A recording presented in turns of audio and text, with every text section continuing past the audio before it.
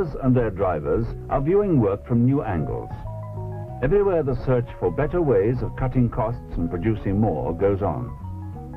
One answer is to get through more field work in less time, so tractors get more powerful. But power alone is not enough. It must be controlled easily and applied efficiently, for long hours in many directions to produce what is wanted. So the engineer thinks again, designs alter, and new tractors and implements reflecting the demands of a changing agriculture are born. This film is about such a tractor and about a plough that breaks the traditions of centuries.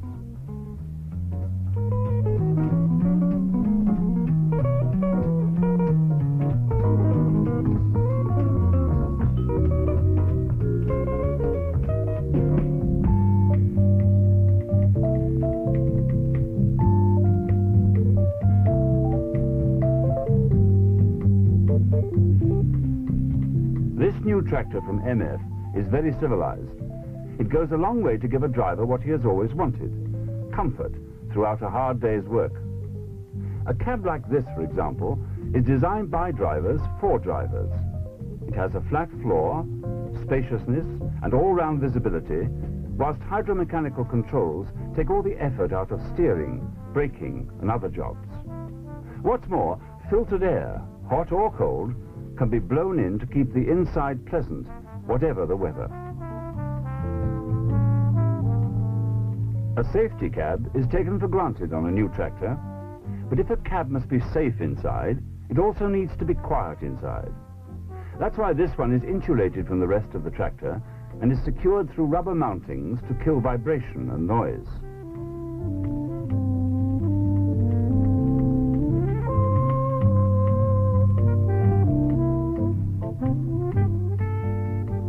The only real way to find out what it's like inside is to get started and see how things shape up in the field.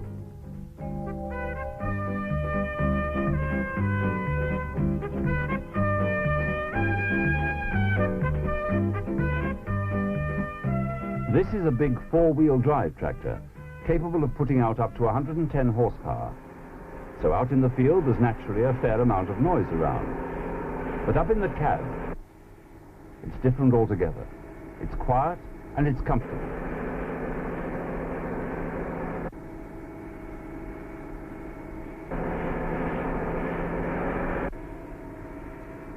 In these surroundings, a man keeps fresh and alert for so much longer and gets through a great deal more work by the end of the day.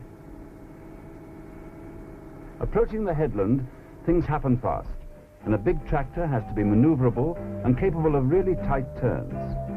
On this one, center pivot steering provides the answer. All wheels are fixed, and a powerful hydraulic ram hinges the tractor about its middle point. It means, too, that the driver always faces the direction of travel, and the rear wheels, at all times, follow in the tracks of the front.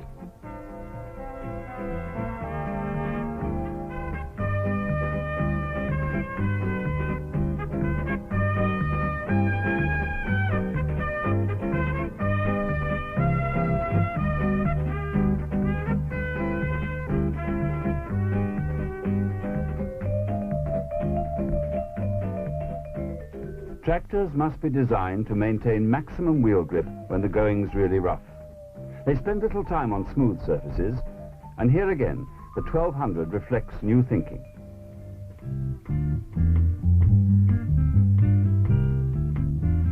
Take a look at this front axle. The same design is used at the back as well. In fact, it's the rear assembly found on most large MF two-wheel drive tractors. So with two massive, totally rigid rear axles on the tractor, a new way of maintaining traction and stability is obviously needed. It's achieved by allowing the front and rear parts of the tractor to tilt independently when moving over undulations. It's well worth seeing again. As the tractor front end climbs the bank, it tilts to the left. This is the full amount required this way. Then, as the front comes onto the top and the rear end climbs up, we get movement in the opposite direction. It's simple, but it's also most efficient in the field, as we'll see.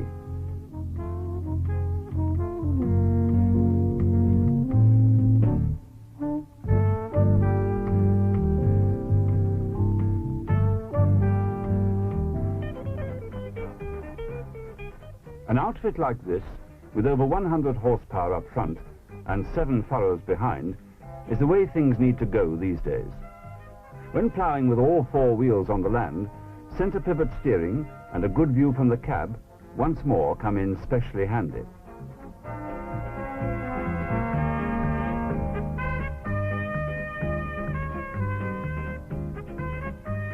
With a tough climb and a tricky surface to face, it's reassuring to know you have a diff lock on both axles and a weight distribution that allows the front wheels to grip really hard and play an equal part in getting you up and over the top.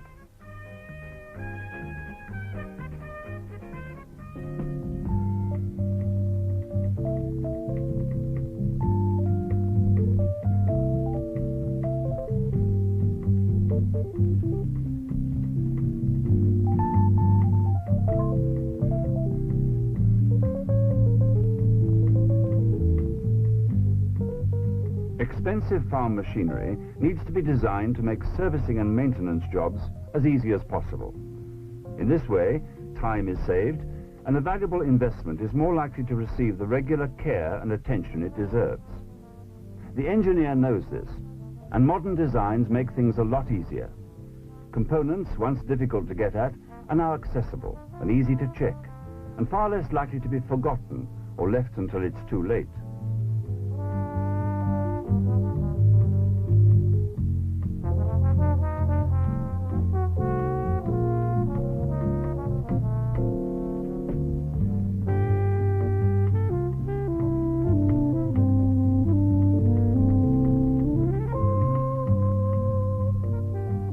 Power in the engine is not the only thing that counts when dealing with today's larger and heavier implements.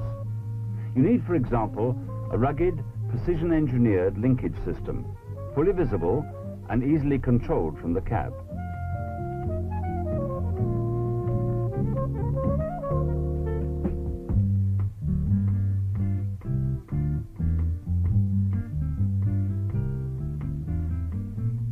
The linkage should have features that take a lot of the heaving and pushing out of hitching up and be matched by plenty of hydraulic power for lifting. There's no lack of such power here, for with this additional built-in hydraulic ram, you get a lift force of up to 7,500 pounds to handle the heaviest mounted implements. Heavy trailed implements are no problem either. This one uses hydraulic power from the tractor for raising and lowering its own transport wheels.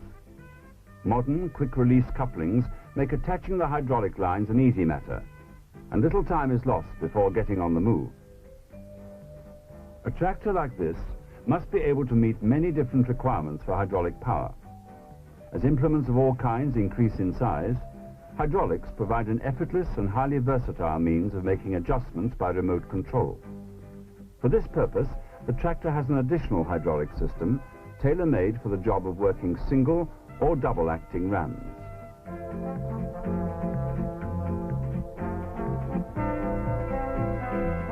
With a big acreage to cover, it's a question of getting along fast at an engine speed that makes the most economical use of fuel. For this, you need a really well-thought-out transmission system. So on this tractor, the engineers have fitted MF's multi-power, with a choice of 12 forward speed ratios, no less than 6 of which are in the range needed for field cultivations.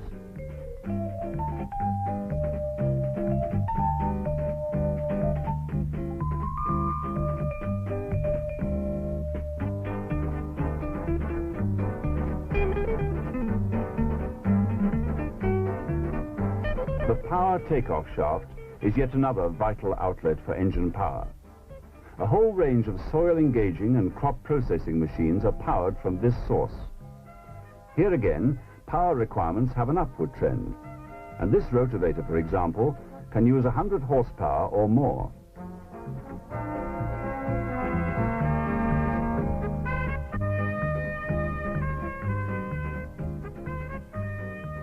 although challenged by new and successful techniques, ploughing is likely to remain a basic task on the majority of farms.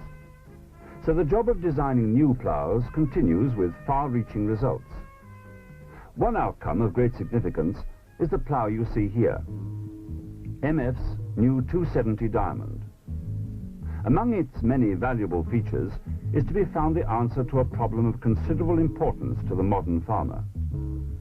Because ploughing is a particularly expensive job, it makes the search for cost reduction even more urgent, and explains why ploughs get larger and tractors more powerful. Now just here lies the problem. It's simply that unless strength in a plough is to be sacrificed, mounted ploughs become so heavy that large tractors can often pull more furrows than they are capable of lifting.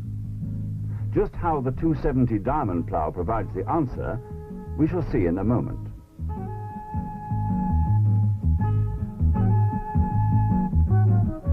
The 270 looks different and is different. It's shorter than conventional designs and therefore works closer to the tractor and is much easier to lift and operate. Notice the open, unobstructed design, made possible by the absence of coulters and landsides. Clearances are really wide to give soil and trash a nice, easy flow through the plough. All these valuable features result from the revolutionary design of these mold boards, which produce a furrow slice of a new shape. The best way to understand their true significance is to first take a good look at the conventional design of plough. See how the mold boards are well spaced out, which means the plough is longer than it might otherwise be. The next important fact is that the conventional mold board produces a roughly square-shaped furrow slice, like this one. The trouble with this square shape comes when you start adding furrows to the plough. When kept close together, the slices simply won't turn over. Their shape gives no room, and they jam up tightly. The age-old answer is to space them well out, from front to rear. It does the job, but can make a plough very long, and reversible ploughs in particular, very heavy to lift.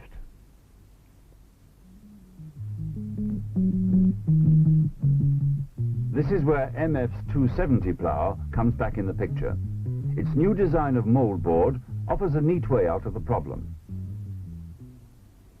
And here we see the new shaped furrow slice it produces. Now let's add 3 more side by side. And turn them over. That's the way they go, without interference and without jamming. It's worthwhile having another look. In practical terms, this means that mold boards producing diamond furrows can be spaced closer together on the plough. Putting the conventional and MF diamond designs side by side and building up the picture makes the point even clearer. The new MF plough is about 1/3 shorter and couples this with all the advantages of big clearances and a simple construction.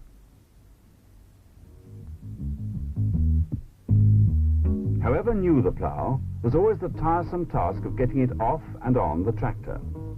This coupler device makes hitching up semi-automatic. It takes the effort out of the job and comes as a permanent part of the plough.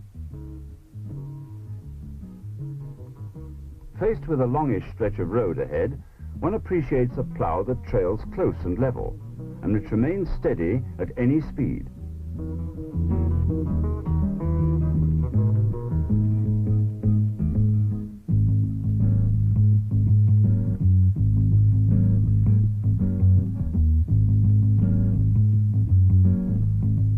There's not a ploughman about who doesn't take a pride in his work, so it's only natural that he wants a plough that's quick and easy to adjust. And once made, he wants adjustments that stay fixed, so there's no stopping again to hold things up.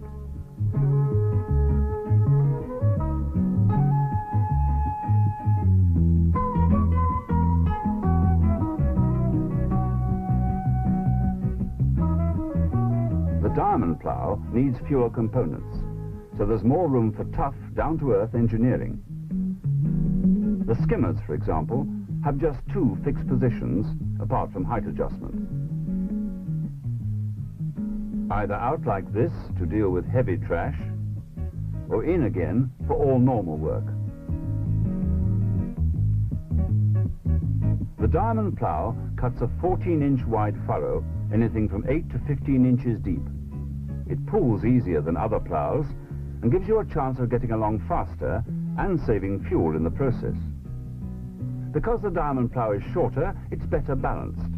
As a result, it turns well, and its performance is more effectively controlled by the tractor hydraulic system. This is a tractor tyre working in a furrow made by the usual type of plough. Notice how on one side the tyre runs over part of the furrow slice. On the other side, the tyre can rub against the furrow wall and is liable to damage from flints and stones.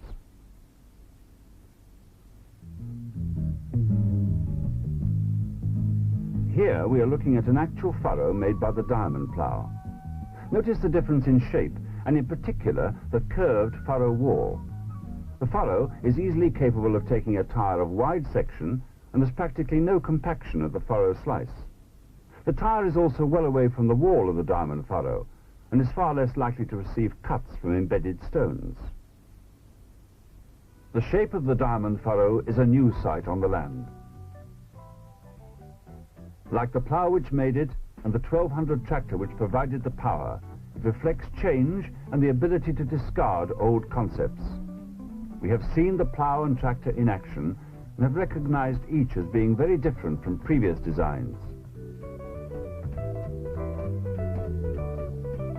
We have seen a plough that breaks traditions and a tractor most civilized, a real driver's tractor, at once more comfortable, quieter, safer, easier to operate and maintain, and with a performance to match.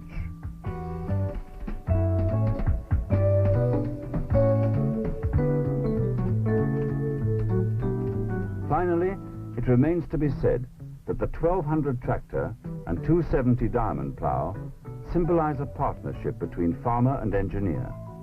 A partnership based on a deep understanding of the land and its ever-increasing value to the community.